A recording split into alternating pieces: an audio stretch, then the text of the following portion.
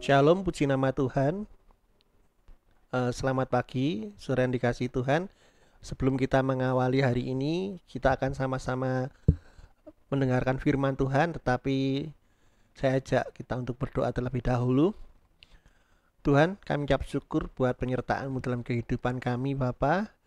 Kami berdoa buat setiap kami orang percaya, Bapa, biarlah hidup kami, Tuhan, bisa menjadi berkat untuk orang lain, dan setiap saat, Tuhan, biarlah kami terkoneksi dengan Roh Kudus yang menjadi penuntun dalam hidup kami. Dan aku berdoa, berkati anak-anak-Mu Tuhan yang sebentar akan mendengarkan firman-Mu. Di dalam nama Tuhan Yesus kami berdoa, amin. Puji nama Tuhan, pagi hari ini kita akan sama-sama mendengarkan firman Tuhan.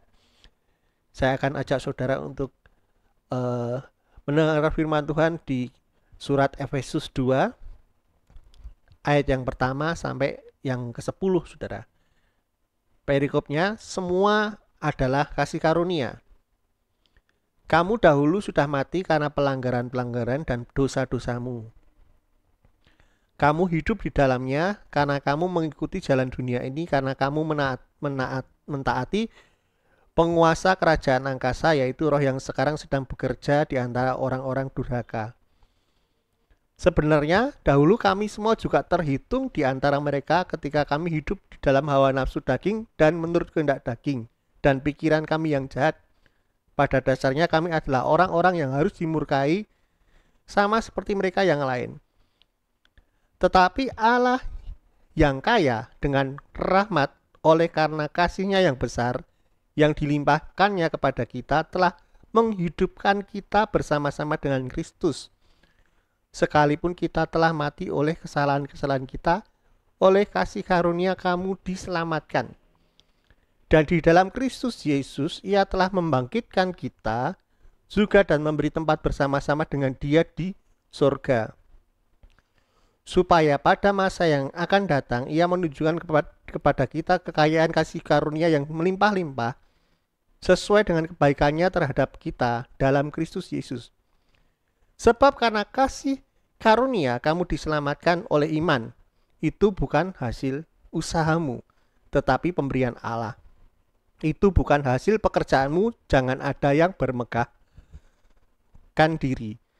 Karena kita adalah buatan Allah, diciptakan dalam Kristus Yesus untuk melakukan pekerjaan yang baik, yang dipersiapkan Allah sebelumnya. Ia mau supaya kita hidup di dalamnya. Puji nama Tuhan, saudara yang dikasih Tuhan. Kata kasih karunia, ya, itu hanya di dalam Kristus saja kita dapat mendapatkannya, saudara.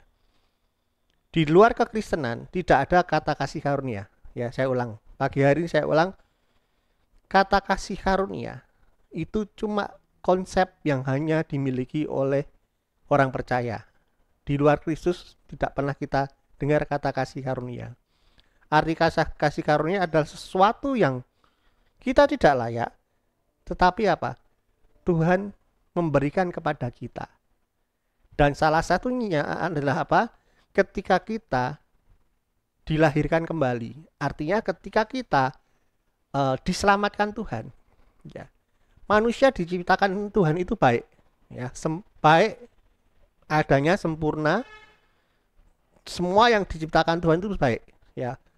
Tuhan katakan semua yang diciptakan baik. Tetapi karena dosa, ya, karena iblis yang merusak itu semua, membuat apa, saudara? Membuat manusia itu menjadi kurang baik, saudara. Ya, karena dosa. Yang semula baik menjadi tidak baik, ya, karena dosa.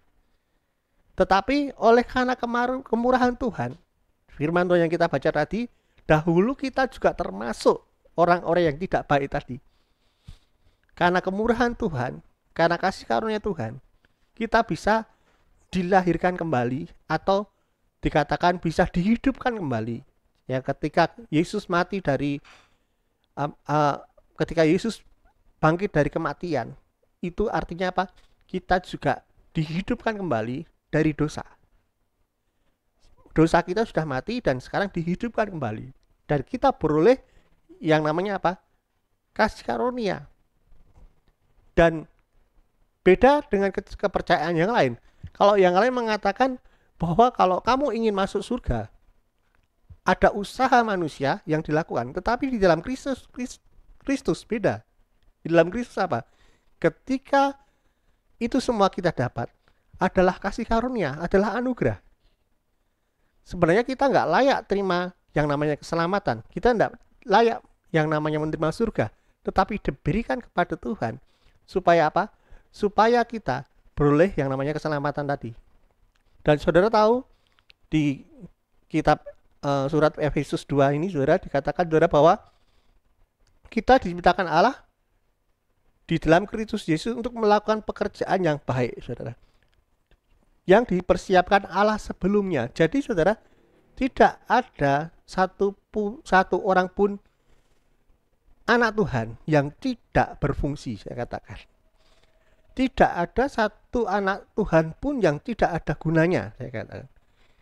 Jelas di penutup di surat Efesus 2 ayat 1-10 tentang kasih karunia, tentang semua adalah kasih karunia, ditutup dengan kata apa? Kita adalah buatan Allah, diciptakan dalam Kristus Yesus untuk melakukan pekerjaan yang baik yang telah dipersiapkan Allah dari sebelumnya.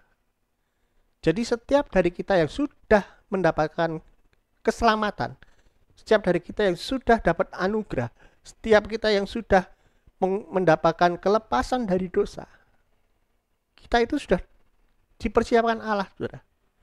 Untuk apa? Untuk menyelesaikan pekerjaan Tuhan di muka bumi ini. Jadi pagi hari saya sampaikan kepada saudara, tidak ada di dalam Kristus, di dalam Tuhan, tidak ada orang yang nganggur. Di dalam Tuhan tidak ada orang yang tidak berguna. Siapapun saudara dan saya, kita dipersiapkan Allah sebelumnya. Kenapa kok kita terima keselamatan, yang lain belum? Kenapa kok kita dilepaskan dari dosa, yang lain belum? Karena ada panggilan dari Tuhan buat hidup kita bersama-sama untuk melakukan pekerjaan yang baik.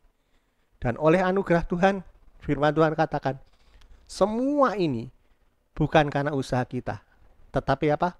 Pemberian Allah. Dan saya kan yang percaya, biarlah firman ini memberkati saudara. Saya ajak saudara untuk lebih lagi mengerti buat hidup kita sama-sama, supaya apa yang Tuhan rencanakan untuk hidup kita itu dikenapi. Mari kita berdoa. Terima kasih Tuhan Yesus buat firman-Mu Bapa. Berkati hari ini Tuhan, anak-anak-Mu Tuhan. Biarlah Tuhan apa yang kami kerjakan Tuhan tidak lepas dari apa yang namanya kasih karunia dalam hidup kami Bapa. Berkati kami yang bekerja, berkati kami yang sekolah. Di dalam nama Tuhan Yesus yang berdoa. Haleluya. Amin.